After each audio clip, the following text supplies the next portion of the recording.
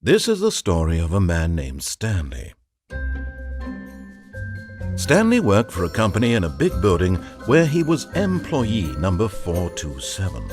Employee number 427's job was simple. He sat at his desk in room.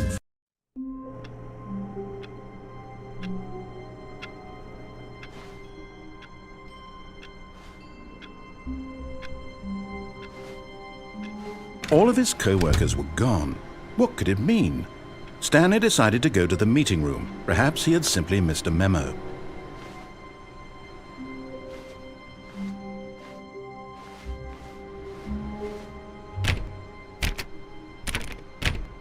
Oh, please. Are you really just doing this for the achievement? Click a door 5 times. Is that all that you think an achievement is worth? No. I can't just give these merits away for such little effort. A measly 5 clicks. Now suppose you were to click the door 20 times. I would say that's the kind of effort that warrants recognition.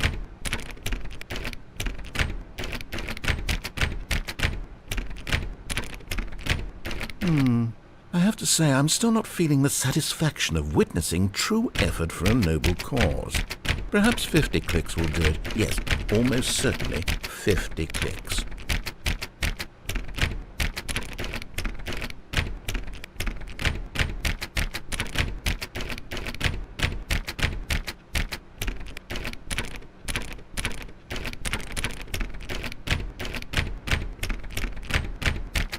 No, I'm still not feeling it.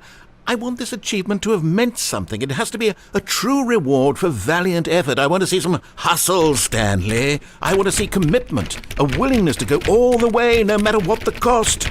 Why don't you go put 20 clicks into door number 417?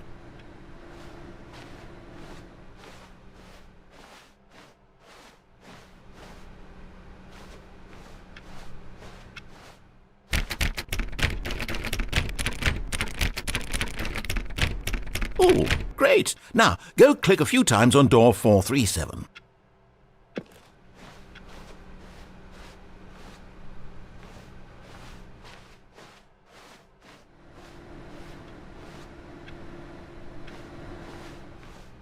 Excellent. I think we're getting somewhere. Now, door 415. Let's give it 10 clicks or so.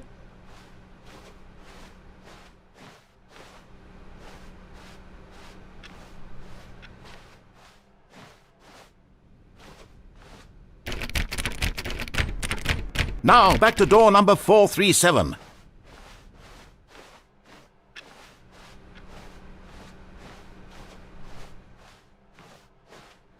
Let's see. How about you click on, well, I don't know, the copy machine? All right, back to room 417. I'm really feeling it now. I think we're getting somewhere.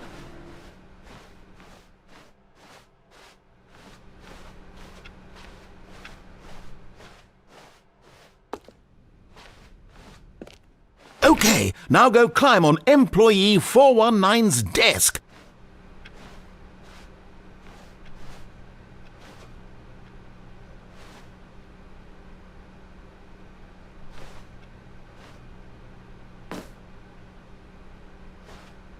Yes! This is great! You're putting it all on the line, Stanley. I like that. All right, let's keep it up. Go give me a few clicks on door 416.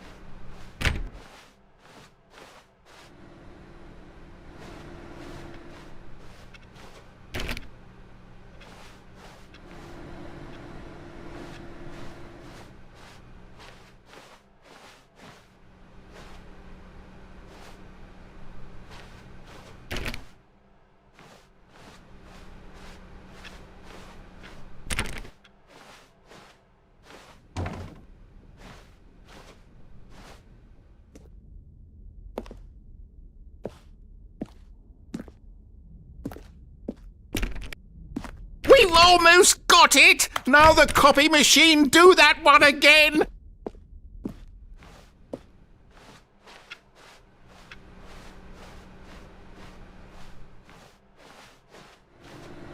Finish it off, Stanley! 5 clicks on door 430! Yes! We did it! Oh, wow. That felt amazing. Oh, you really earned it, Stanley. Nothing could hold you back. Yes, I'm very proud of how far we've come today. Just think, only a few minutes ago you believed an achievement was worth 5 little clicks. Really now, what were you thinking?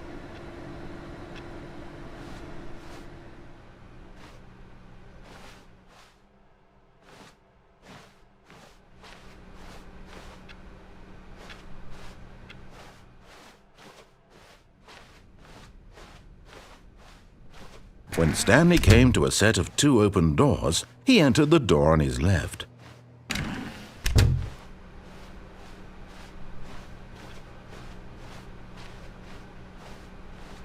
Yet there was not a single person here either. Feeling a wave of disbelief, Stanley decided to go up to his boss's office, hoping he might find an answer there. Stanley stepped into the broom closet, but there was nothing here, so he turned around and got back on track. Coming to a staircase, Stanley walked upstairs to his boss's office.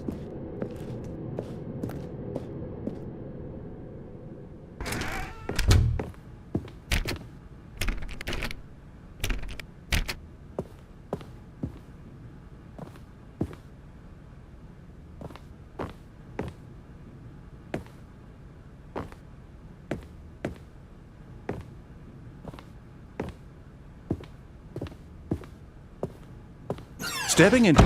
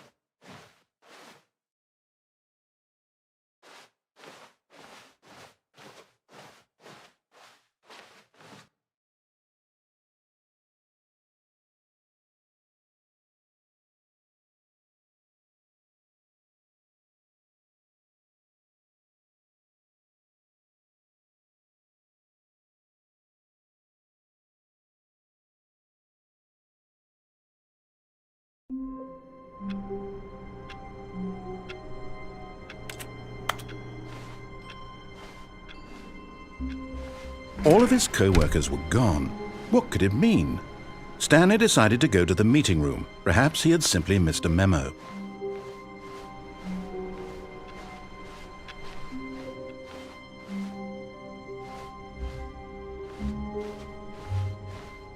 When Stanley came to a set of 2 open doors, he entered the door on his left.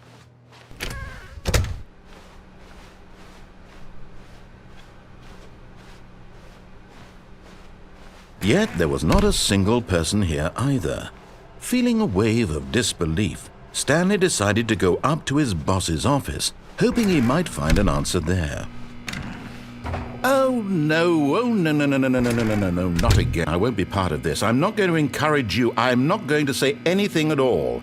I'm just going to be patient and wait for you to finish whatever it is you enjoy doing so much in this room. Please take your time.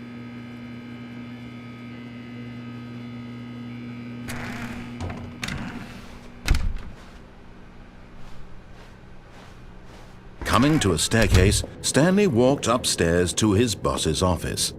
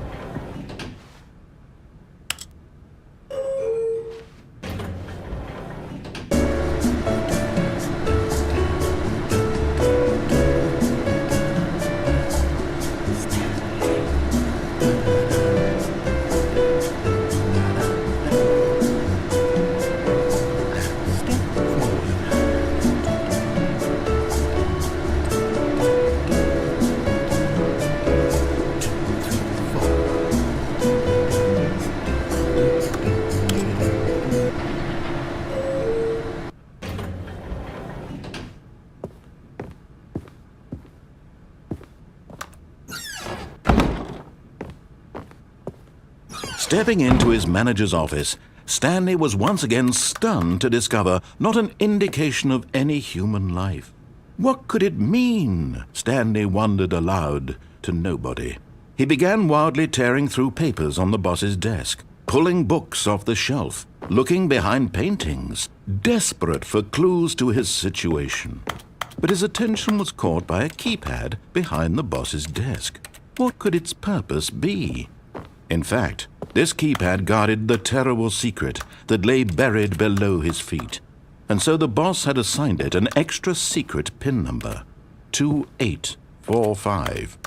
But of course, Stanley couldn't possibly have known this.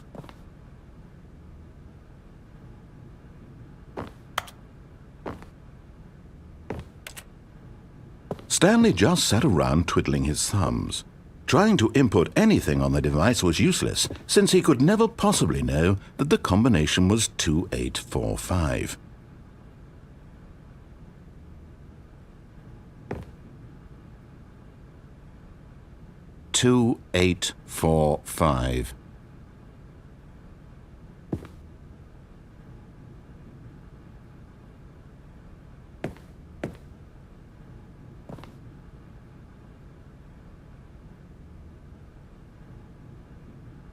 Forgot, but it turns out that the panel's emergency override kicked in, and the door just opened all by itself, and Stanley got the hell along with the story. Well, whoop-de-doo.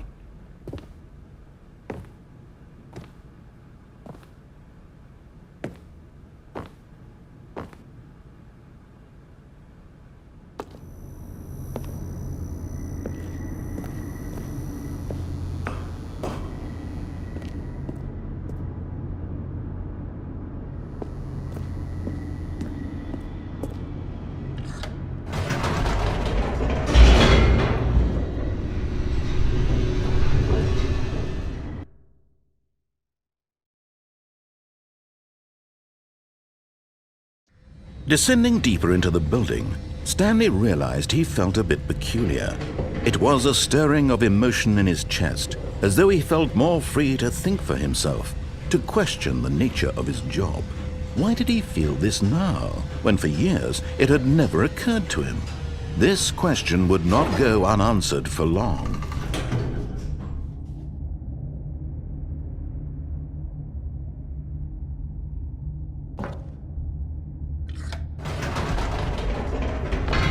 Whoops, nope, never mind. Stanley actually got back into the elevator and went back up. Silly me. Why did Stanley do that when he knew that it would just lead back to his boss's office? Well, that's a great question. I just can't wait to find out.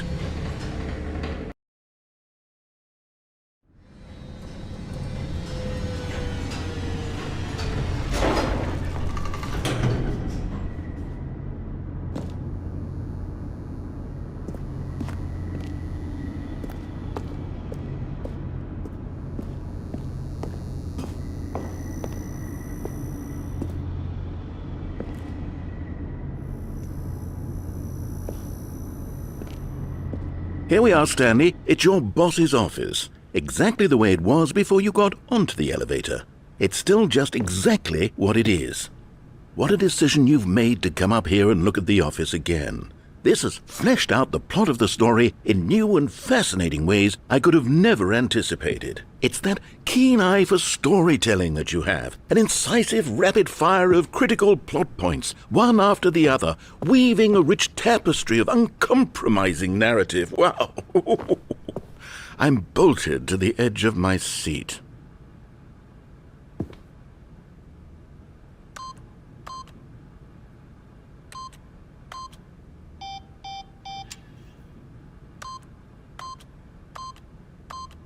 Eight.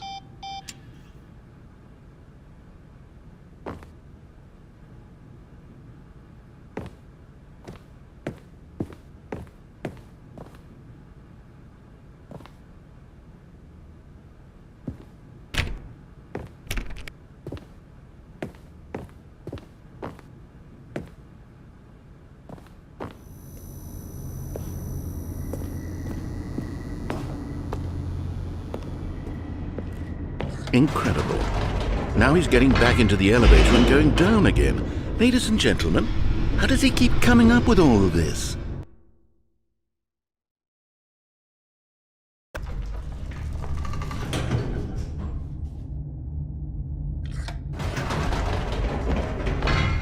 Did you think we were going to go forward down the spooky corridor? No.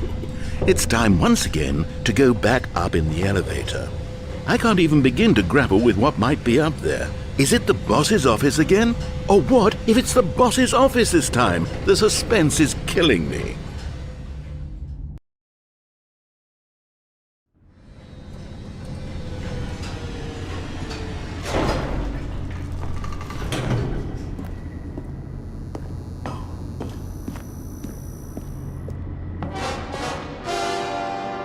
Oh my God. It's the boss's office. This absolutely changes everything for me. Give me a time out here for a minute while I process this.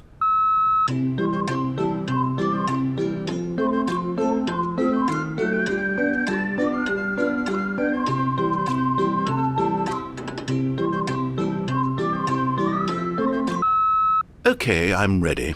I'm prepared to embrace this stunning revelation and to move forward with... No, wait. No, I need more time to process.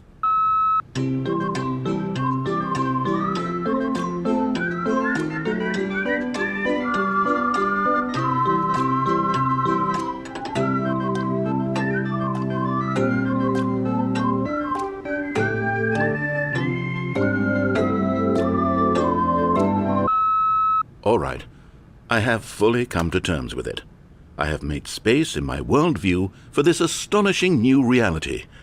As before, I turn to your expert eye for gripping narrative, Master Stanley.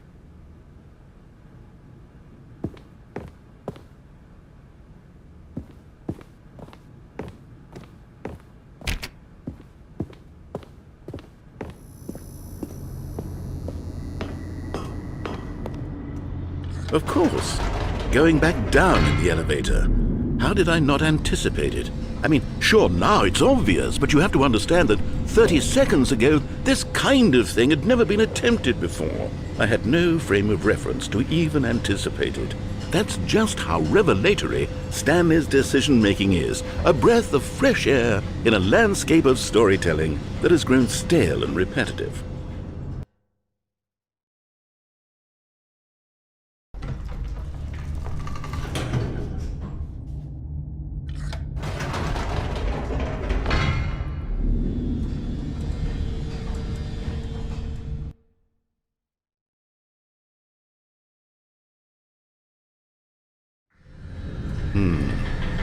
You know what? I've just thought of something. Hold on, let's stop for a moment. Don't you realize? It's the anticipation, Stanley. You and I, we have no way of knowing what will be at the top of this elevator. But the suspense, the agony of waiting and anticipating and having to guess, that's the real thrill. Oh, I simply don't want to let that feeling go. It's so precious, so fleeting. Why don't we take this elevator ride nice and slow? There we go. Isn't this so much more exciting? You know, Stanley, it seems like nowadays the only thing that audiences want is to be shocked as loudly and frequently as possible. They want big, explosive moments flung right in their faces from the very moment that things get started. But where's the tension? Where's the trust in the audience to build a slow and nuanced appreciation for the story, the characters? Why aren't we given time to imagine the surprises, to have to think and to anticipate and then to marvel at the eventual reveal? This is storytelling, Stanley. What you and I are doing right now. This is the most exciting narrative to be developed in years, and it's really all because of you. You're the one who took this bold step of revisiting the exact same locations over and over. Truly, I mean it. This is unique and different. It's not like anything else out there. You see, I want stories that surprise me, Stanley. I want to have to think. I want to be engaged and not pandered to. We're being fed such unimaginative drivel all the time, and we all know it, which is why we're so starved for content that makes us feel sharp and vital and alive. That's why people like you so much, Stanley, because you're not afraid to spit in the face of tradition. You're a role model, you know? People look up to you. Which is why, oh, I didn't know when to spring this on you, but, well, I've gathered a little press conference for you, so that you can talk about your work and your storytelling and your life. Yes, I know you're not much for the public eye, but I thought it would especially mean a lot to the people who have been following you from the beginning. They really look up to you, Stanley. I don't know if you realize the impact you have on them. This is the kind of gesture that might leave a tremendous impact on them for the better. Oh, good, we're here.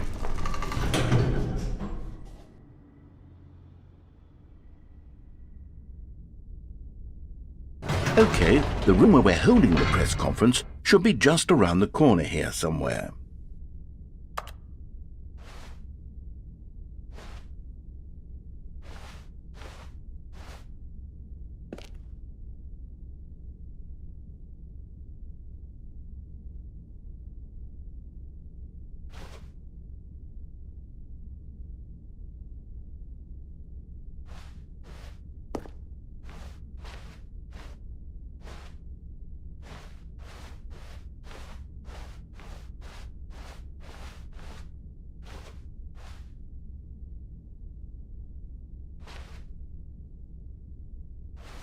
Ah, yes, here it is, just through this door.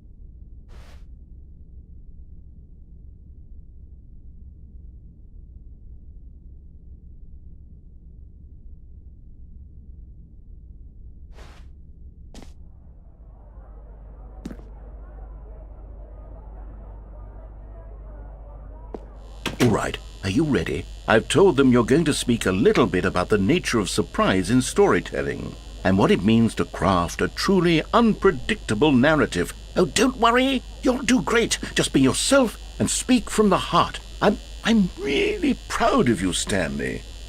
Okay, it looks like they're ready for you. Go get 'em.